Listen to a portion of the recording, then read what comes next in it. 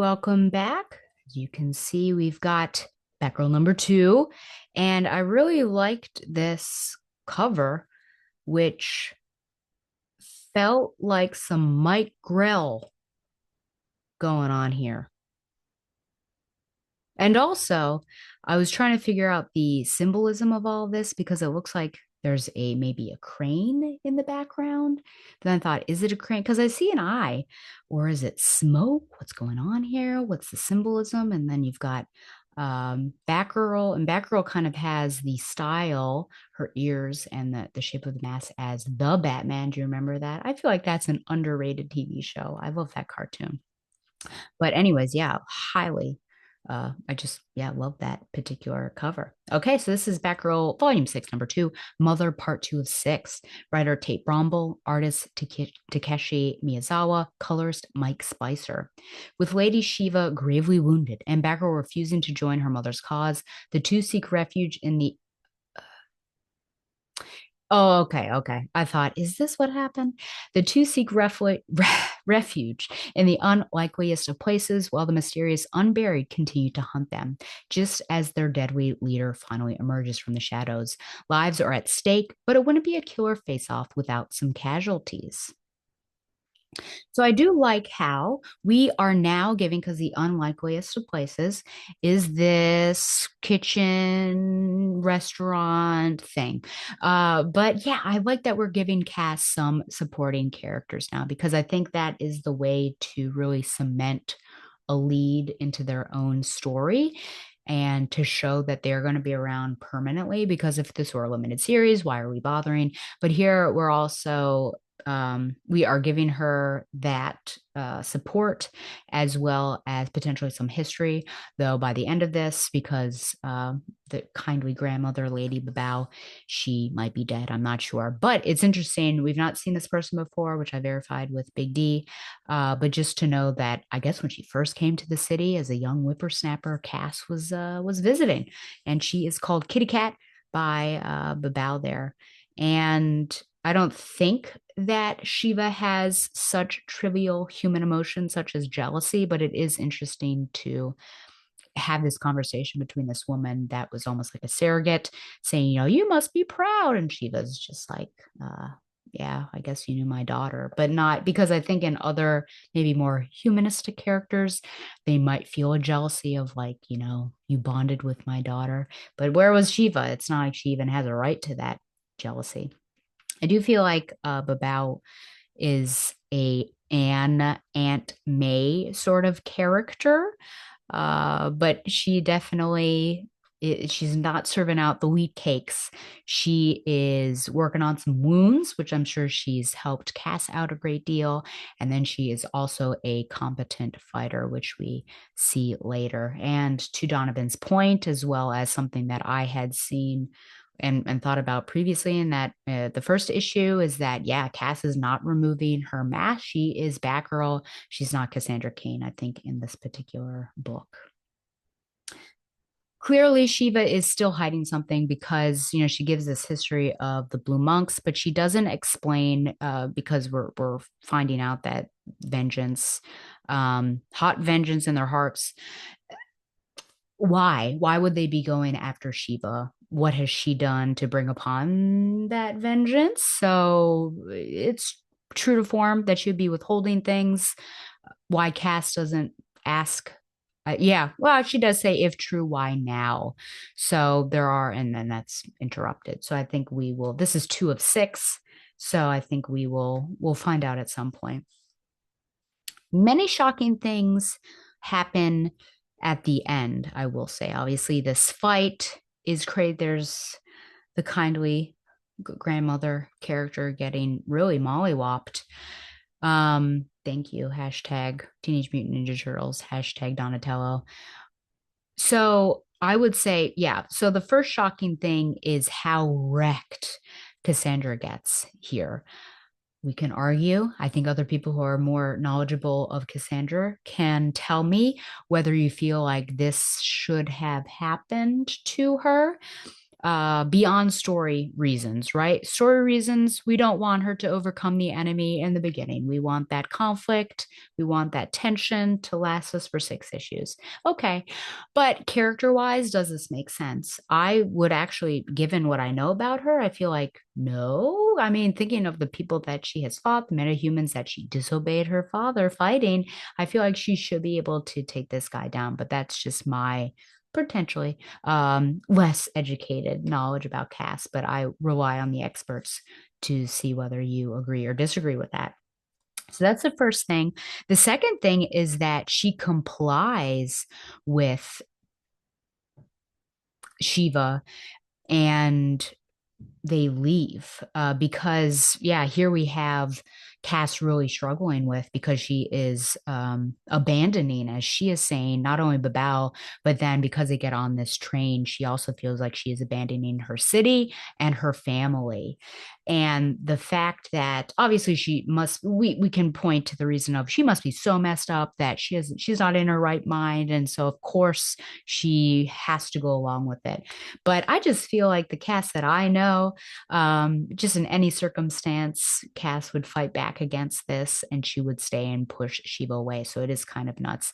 And then here, this is the moment, which is really interesting, of her removing her mask and looking back. So this, the body posture and the symbolism of this is really powerful.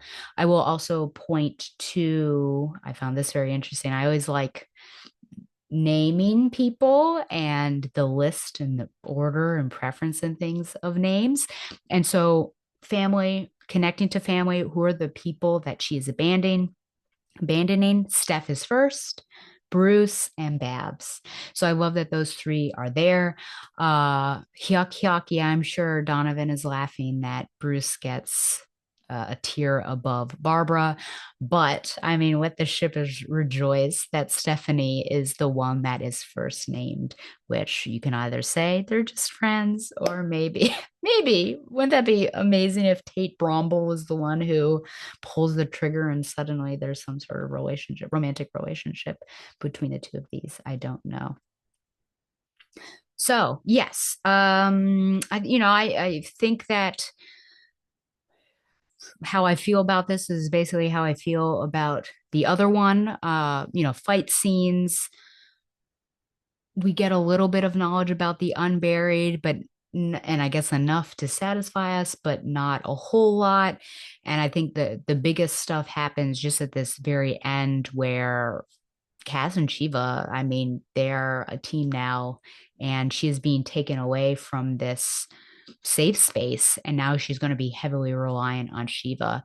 And whether this is Shiva's plan or not, now she is at her will, I would say, not of her own volition, but just circumstantially. So we'll see what this looks like with Cass outside of this particular city. So I would say, yeah, I would say that's a stronger than fine issue.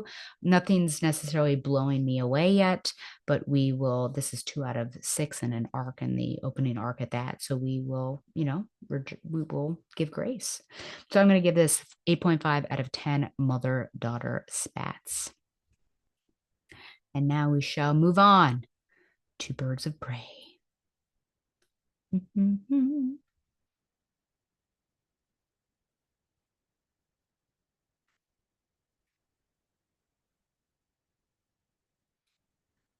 Okay. Birds of Prey, Volume 5, number 16. Bird Undercover Part 3. Writer Kelly Thompson, artist Sami Basri, and colors Adriana Lucas. Amazon's in trouble. Did you ever wonder what happens when small bat gets big? And whatever will Big Barda have to say about it? Meanwhile, 5 Amazons' lives are on the line, and oh, the entire Birds of Prey field team is caught in a twist no one could have anticipated. Okay, so love the colors on the cover. I think that that is honestly what makes it. I will say that it is partially misleading, if only that Cass does not have that costume in this particular um, issue. And I wonder what it would have been like to have her as it was Shen, wasn't it? And on the cover, I guess it would have confused people, and so they had to do the Cass advertising right there. But yeah, I mean, have that hot Cass looking character, I think would be interesting. But it is true that there are people that are captured and kind of looking like that, even though that is not the uniform that they have, which I will talk about later. So I generally comment on the art being amazing. I will say that especially in the fight sequence towards the end, that I enjoy the art, and in particular some of these, when Dinah is really showcasing her power. I love that in particular. That last sequence here with a roided up Cass staring down upon Barda. So there's some amazingly designed and panels and their layouts I really appreciate. So we are this, I talked about this before. We are really being hit hard. Oh, let's go up with the, as I call it, Cass bias. It's coming at us. I don't know where it's coming from. Is it just Kelly Thompson? Is it like we're being hit hard because Cass is going to be leaving us soon and just being in her own book? I don't know what's going on. But let's see, what does this say? The thing with Cass being in jeopardy is that, and this is the narration of Dinah, the thing with Cass being in jeopardy is that it shouldn't be that stressful. She's the best. But then you remember just how much you like her, and it's hard not to worry anyways. And it's just really interesting how all of this is coming out in the focus and everything. And especially from Dinah, because I can imagine this sentimentality coming from Barbara. But in my opinion, Dinah and Cass don't have that close of a relationship. It very much is a leader to a team member versus, Barbara being a big sister to a little sister. So I don't know where exactly this is coming from, but I feel like this is author insert in my opinion. I do like which I guess was really at the beginning, the Mission Impossible style stealth sequences that are happening. And Cass just using her smarts and what she has available to her in order to succeed in this really almost impossible situation. I also appreciate art wise, there's some more her being an event and crawling up, crawling down, using her whole body to maneuver. I also love that we never forget about the bracelet and that the artist shows us in a way that we don't forget about it, and it harkens back to what that bracelet is and what its original purpose is, both subtly as well as in your face, as this bottom panel here. I enjoyed once they happened, let's see here, once they actually came to on the mission. So now we are finally here using a boom tube. Um, this bottom panel here with Barda, run cowards, for if Barda touches you, you will beg for the sweet release of death. And I just love how over the top Barda is, and this totally makes sense. I also love that Dinah has to rein her in because Bart is kind of out of control here, and Dinah's saying, no killing. Let's do something smarter. And so she actually, as a leader, comes up with this smart idea of using that gas to their advantage and just removing the other people's masks in order to incapacitate them rather than having to expend their energy unnecessarily in case there is a second or even third round with all of these people. I like how all of these lab experiments, as I'll call them, have the same uniform, which we can kind of this weird getup. It kind of reminds me of the female Furies. It's also gross because it reminds me of Arcade whenever he kidnapped the X-Men, how they might have been in civvies and then they wake up because he like, I don't know, drugged them, something happened. Then they wake up in his little game and they're in their costumes or in something else because it means that Cass and potentially all the others were at some point stripped down while they were unconscious and given these clothings. So, I don't know how many, maybe I think about it too much, but yeah, it's like when a costume is switched, you wonder when that happened, and it's unlikely that the person wearing the costume was the one to change it. And so it's just super vulnerable and makes me uncomfortable. So yeah, we will see what happens at the end. This will be interesting, obviously, because of the emotional connection between Barda and Cassandra. There's obviously going to be some sort of fight.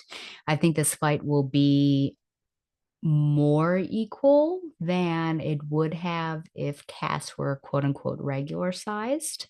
At least in terms of physicality, because I think how Cass would fight Barda as regular Cass would be different than now, because now it's going to be heavy force, whereas I think she had to do finesse, if as regular Cass. So it'll be interesting to see what this particular fight is.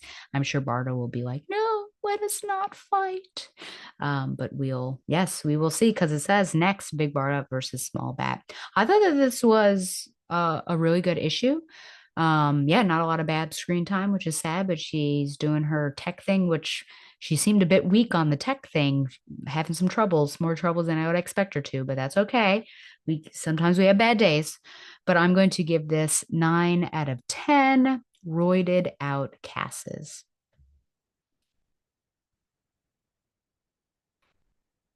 Mhm. Now it is time for Stella's Dungeon of Smut, brought to you by Hornacek's Fried Calamari Sticks. And I think I'll recommend two. One that I really liked was Between the Lines by Olivia Hale. And that was one night stand, and then they see each other again, which can be awkward. And it's a billionaire person who owns a media company that ruined the FMC, the female main character's life, and kind of the dangers of social media and things. I thought that it was really good, both in terms of the romance, but also the depth of the story, and yeah, social media and being a reality TV star and things like that. And also Penalized Love by Emery Page. I didn't like it as much as Sidelined Love, which I really enjoyed. But this one I'm going to recommend it because the lead character has Picos. And I don't know that I have ever had a character have Picos. Wait, let me think about this. Yes. Whew. Okay. I was like, am I misrepresenting? So PCOS, also known as polycystic ovary syndrome. And this is a hormonal disorder causing enlarged ovaries with small cysts on the outer edges. Um, and just, yeah, unfortunately, the tough things that women with that will go through. And so to have a lead character talk about that and work through that, I thought was really amazing. And I guess other romance, if we're looking for uh a Yuri romance, a queer romance, The Snowball Effect by Haley Cass. Not my favorite of hers, and these are characters that were side characters in a previous story, but because I feel like I've not had many queer romances on that recommendation, I will give that to you nonetheless. And whenever Haley Cass comes out with the book, it's always like 500 or 600 pages, so that one took me a little while to get through, but I appreciate it. But definitely, yeah, slow burns from her. And then finally, my literature recommendations. You'll Be the Death of Me by Karen McManus. Um, Not my favorite. And in fact, it might be, this is saying something, but it might be my least favorite of the ones of hers that I've read. I think I have one left that I need to read of hers, but I mean, still good. I give it a 3 stars, but still the cousins, I highly recommend that one. And then, as you know, I just finished Black Butterfly, The Harmful Politics of Race and Space in America by Lawrence T. Brown, which I gave 5 stars out of 5. And those are my literature recommendations. And that's it for this episode. Remember, you can send any questions or comments to backrolltheoracle@gmail.com. Like the show on Facebook or follow it on Twitter @backrolltheoracle. Subscribe to the show on YouTube for an uncut version, as you're seeing, and you can see images as well. Follow the Batman Universe on Facebook and Twitter as well, and support the Batman Universe by subscribing to Patreon.